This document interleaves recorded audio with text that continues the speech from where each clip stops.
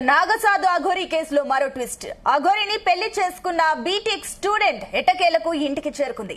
అఘోరి జైలుకు వెళ్లిన తర్వాత శ్రీవర్షిణిని హైదరాబాద్ లోని రెస్క్యూ హోమ్ లో ఉంచారు. అక్కడి నుంచి వర్షిణిని ఇంటికి తీసుకెళ్లడానికి ఆమె తల్లిదండ్రులు వెళ్లలేదు. అయితే కుటుంబ సభ్యులు బతిమాలడంతో మనసు మార్చుకుని మంగళగిరిలోని ఇంటికి వెళ్లింది శ్రీవర్షిణి.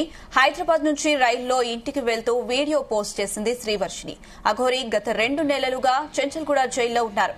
ఒక కేసులో బెయిల్ వచ్చినా మరో కేసు ఉండడంతో ఇంకా విడుదల కాలేదు.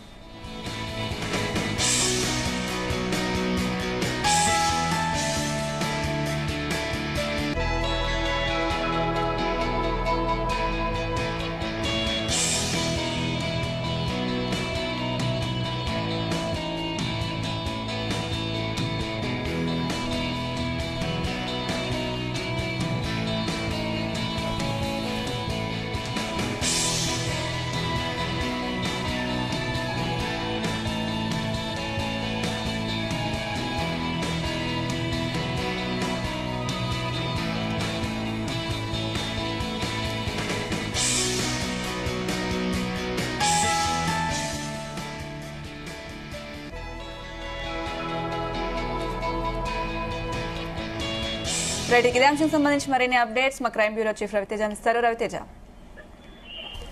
అఘోరి కేసులో బాధితురాలుగా ఉండి 2 రోజుల పాటు రెస్క్యూ హోమ్స్ లో ఉన్నటువంటి శ్రీవర్షిని ఎన్నికలకు విడుదలయ్యి తిరిగి క్షేమంగా తన ఇంటికి చేరుకున్నట్టుగా సమాచారం అందుతుంది.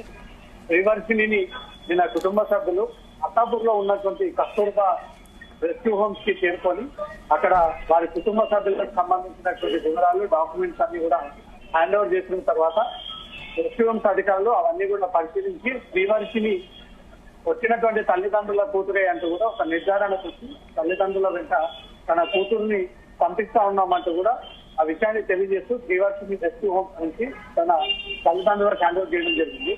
తల్లిదండ్రులు ఇమీడియట్ గా శ్రీవర్షిని హైదరాబాద్ లో తమ ఆధీనంలోకి తీసుకొని అక్కడి నుంచి నేరుగా సికింద్రాబాద్ రైల్వే స్టేషన్ కి వచ్చి తిరిగి అక్కడి నుంచి మంగళగిరి వెళ్ళిపోయినట్టుగా సమాచారం ఉంటుంది. మంగళగిరిలో తన ఇంటికి చేరుకున్నటువంటి శ్రీవర్షిని ఇంకా ఎవరితో ఇతరులనే కలిసి ఉంటాను, ఇంకా ఎవరితో ఎలాంటి రిలేషన్ ని మెయింటైన్ చేయను అంటే కూడా తల్లిదండ్రులకు హామీ ఇచ్చినట్టుగా తెలుస్తోంది.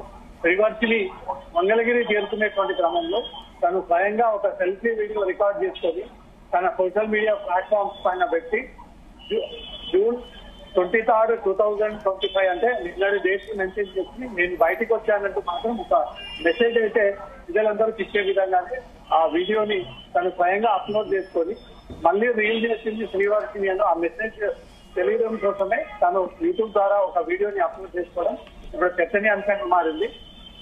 ముందు నుంచి శ్రీవర్షిని మైండ్ మారాలి, శ్రీవర్షిని క్షేమంగా ఇంటికి చేరుకోవాలని కూడా తెలుగు రాష్ట్ర ప్రజలందరూ కూడా మేల్కొన్నారు. అఘోరి ట్రాప్ లో పడి, అఘోరి మాయమాటలు, అఘోరి డబ్బుల కోసం ఇతరులని వేధించి దాంట్లో శ్రీవర్షిని శారీరకంగా ఒప్పించుకునేటువంటి ప్రయత్నం చేసింది. పెళ్లి కూడా చేసుకున్నట్టు కూడా పలు వీడియోలు ఇప్పటికే సోషల్ మీడియాలో వైరల్ గా మారాయి. ఇద్దరు ఇష్టపడకుండా పెళ్లి చేసుకుంటామంటూ కూడా అఫీషియల్ గా అనౌన్స్ కూడా చేయడం జరిగింది. పెళ్లి చేసుకున్న కొన్ని రోజులకే మోకిలా పోలీస్ స్టేషన్ లో అఘోరి శ్రీనివాస్ పైన నమోదైనటువంటి కేసు పైన పోలీసులు కేసు నమోదు చేసి తాము మిగతా రాష్ట్రాలు వెళ్తూ ఉండగా అఘోరిని శ్రీవర్షిని అదుపులోకి తీసుకొని అఘోరిని అరెస్ట్ చేసి శ్రీవర్షిని రెస్క్యూ హోమ్స్ కి తరలించడం జరిగింది. ఇన్ని రోజుల పాటు సుమారు 45 రోజుల పాటు రెస్క్యూ హోమ్స్ లో ఉన్నటువంటి శ్రీవర్షిని తన మైండ్ మార్చుకొని ఇక అఘోరితో కాకుండా నేను కుటుంబ సభ్యులతో కలిసి ఉండాలి, దానికి నేను వెళ్ళడానికి అనుమతి ఇవ్వండి అంటూ కూడా శ్రీవర్షిని అధికారులకు ఈ విజ్ఞప్తి చేయడంతో అధికారులు దాన్ని యాక్సెప్ట్ చేసి రెస్క్యూ హోమ్స్ నుంచి తనను విడుదల చేస్తున్నామన్నట్టు కూడా వాళ్ళ తల్లిదండ్రులను తెచ్చి తనతో హ్యాండ్ ఓవర్ చేయడం జరిగింది. ఈ రోజు ఉదయాన్నే శ్రీవర్షిని మంగళగిరిలో ఉన్నటువంటి తన ఇంటికి తీసుకున్నట్టుగా సమాచారం అందుతుంది.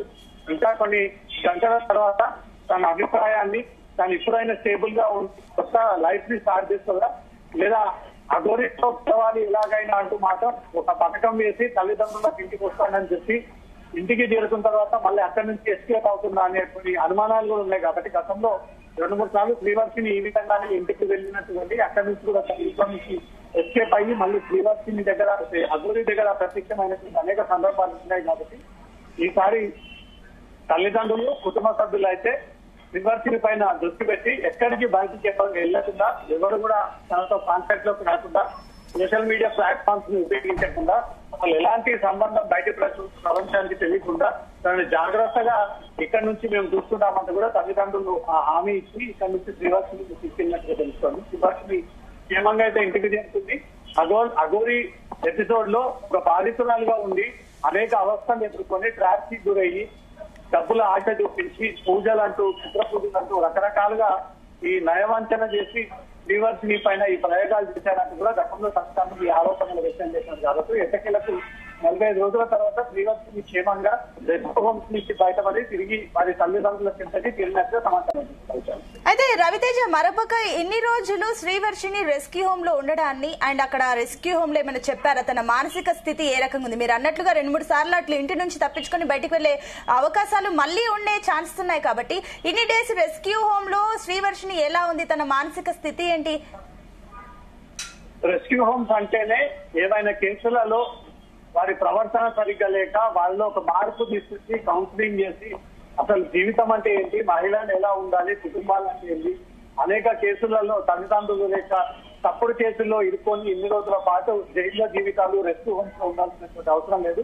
వాళ్ళలో ఒక చేంజ్ తీసుకొచ్చి వాళ్ళకు కౌన్సిలింగ్ ఇచ్చి వారి తల్లిదండ్రులకు సైతం కౌన్సిలింగ్ ఇచ్చి వాళ్ళలో ఒక మార్పు తీసుకొచ్చేటువంటి ప్రయత్నమే ఈ రెస్క్యూ హోమ్స్. ఈ రెస్క్యూ హోమ్స్ 45 రోజుల పాటు శ్రీవర్షిని అత్తాపూర్ లో ఉన్నటువంటి కస్తూర్బా హోమ్స్ కి తరలించిన తర్వాత అక్కడ ఉన్నటువంటి నిర్వాహకులందరూ కూడా శ్రీవర్షినికి గైడ్ చేసి భవిష్యత్తు ఎలా ఉంటుంది, ఆడపిల్ల ఇలాంటి ఆరోపణలు వచ్చినప్పుడు సొసైటీలో ఎలా చూస్తూ ఉంటారు, జీవితంలో ఎలా ఉండాలి, ఆడపిల్లల పట్ల ఇలాంటివి వచ్చినప్పుడు ఎలా దూరం ఉండాలంటే కూడా శ్రీవర్షినికి కౌన్సిలింగ్ ఇవ్వడము, తన కళ్ళు తెరిపించే విధంగానే అక్కడ రెస్క్యూ హోమ్స్ నిర్వాహకులు తనతో పదే సంప్రదింపులు జరిపి తనలో ఒక మార్పు తీసుకొచ్చేటువంటి ప్రయత్నం చేశారు. అందుకోసమే తను నిర్ణయాన్ని మార్చుకొని తల్లిదండ్రులతో కలిసి వెళ్తాను అంటుంటే ఈ డిసిజన్ తీసుకోవడం సంతోషకరమని, ఇక ముందు తనకు చెడు ఆలోచనలు రాకుండా, ఇక ముందు తల్లిదండ్రులు కాకుండా బయటకు వెళ్తే ఎలా సొసైటీలో మిమ్మల్ని ఎలా చూస్తారు అంటూ కూడా ఈ విషయాన్ని కౌన్సిలింగ్ రూపంలో తెలియజేశారు. కాబట్టి శ్రీవర్షిని ఆ నిర్ణయాన్ని తీసుకొని ఇక తల్లిదండ్రులతోనే కలిసి ఉంటాను, అఘోరితో వెళ్ళను అంటూ కూడా డిసిజన్ తీసుకొని తను సొంతంగా తల్లిదండ్రులతో కలిసి వెళ్ళాలి అంటూ నిర్ణయాన్ని తీసుకొని వారు ఓకే అన్న తర్వాత తల్లిదండ్రులకి చేరుకున్నటువంటి వెంటనే శ్రీవర్షిని వాళ్ళ తల్లిదండ్రులకు హ్యాండ్ ఓవర్ చేయాలంటే క్షేమంగా ఇంటికి చేరుకున్నట్టుగా తెలుస్తాం.